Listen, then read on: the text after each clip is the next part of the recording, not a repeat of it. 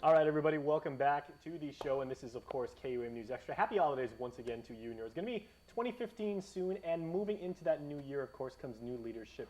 As such, very apropos, we will be talking to the FestBack 2016 Floral Arts Committee, plus our beloved Governor Eddie Calvo. He will have his weekly address. But first, we're going to talk to the members, two of them at least, because the membership is quite large now.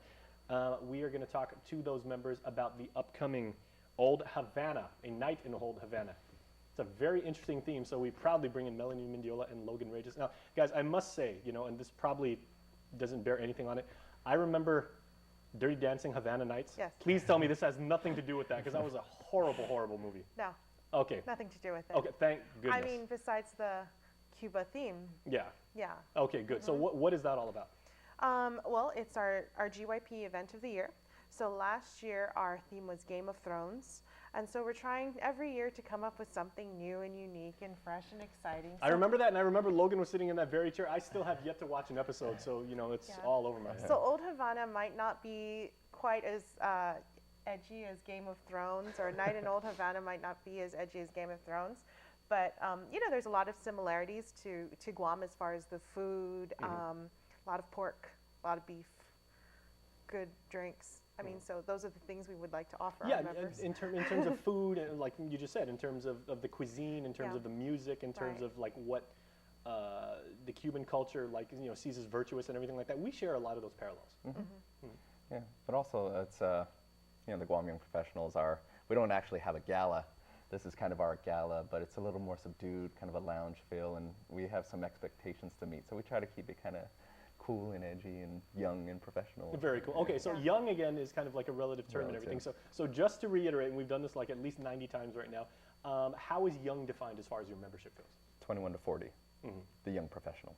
Well, that's pretty cool because like at least on Guam in the private sector, that's kind of like maybe low-level manager approaching upper management, maybe not executive level and everything like that. So you get like it's a nice peer community. Yeah.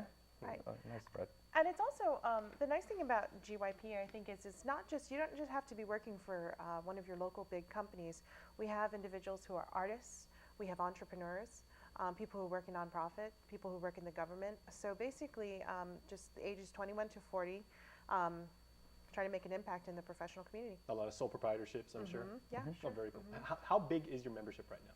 Right now, just a little over 150. Very cool. Yeah.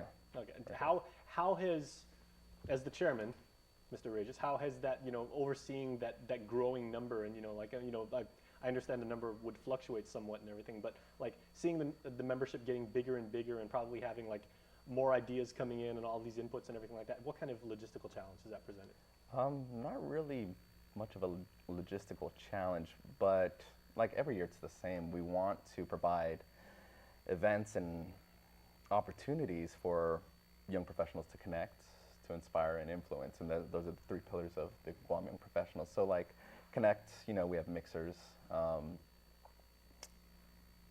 influence, like today we had an at the table with Mr. Joe Bradley, this senior VP from the Bank of Guam and Guam's chief economist, right? And Inspire, our community service arm of the organization. So a lot of our events are kind of our signature. We've been doing a lot of the same thing in the last 5 years that we've been in existence. But having said that, the faces change, people's employers change a lot of times. But it's just a great community of young professionals that come together for all these these cool events and but the challenge is always just to provide those three things to the young professionals, and whether it's 50 or 150. And you actually see like a lot of your members, both individually and collectively, saying like I'm a member of this organization. We're going out into the community to provide some sort of service to give back, to let people know like we're around, and like if anybody needs any help, like we're good to go. Well, yeah, and as a steering committee, I would say that, and I think Logan would agree with me, the steering committee is the leadership of our organization. It's the job of the steering committee to set the tone for the year. So, under Logan's leadership, let's say 1 year our efforts are going to be membership outreach.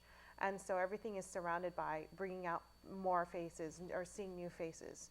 Maybe 1 year, like an election year, it might be getting to know your candidates, so informed voting.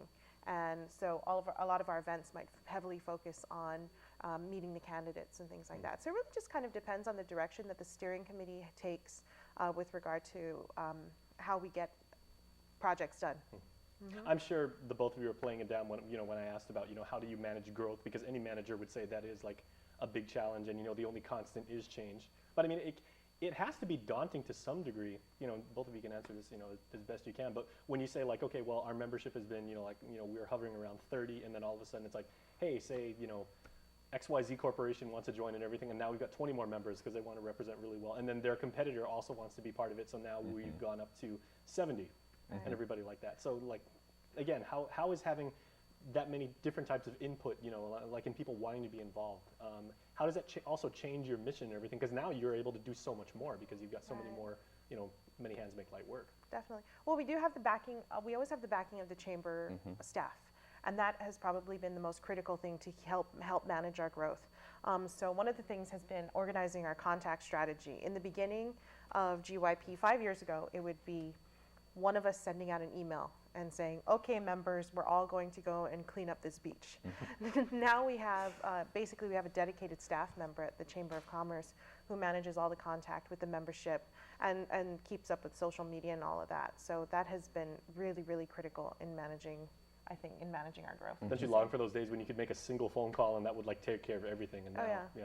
You could do it all on a WhatsApp group. Yeah, and now you get that wonderful word, delegation. Okay, so let's go back. Now that we've talked about strategy, membership, and everything like that, whoopee-doo, let's talk about like the food that's going to go on with your event. Oh, man. Cuban food is wonderful. Yes. Well, the event is on January 23rd.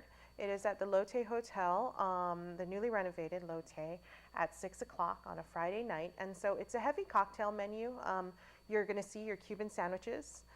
You're going to see other stuff that I probably that I can't pronounce right now. But basically, you're going to see a lot of the types of very much. I wouldn't even say like 100% Cuban influences, but you're definitely going to see a lot of Latin-inspired dishes in both the hot dishes and the cold hors d'oeuvres, as well as the desserts. And then IWS is our beverage sponsor for the night, and so they'll be providing some signature cocktails, so like a Cuba Libre or a mojito. Very nice. Again, more Latin inspired than Cuba specific. Any cigars going around?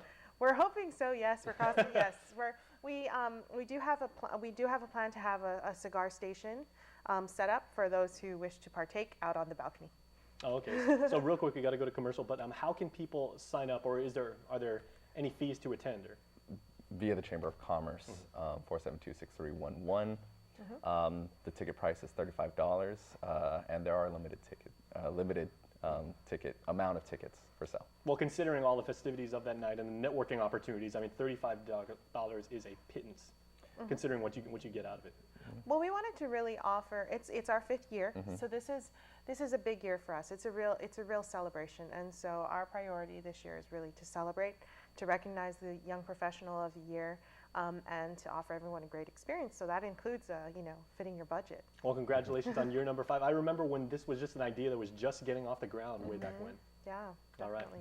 All right. Well, thanks so much. Happy New Year to both of you. Thank you. All right. Stay tuned, everybody.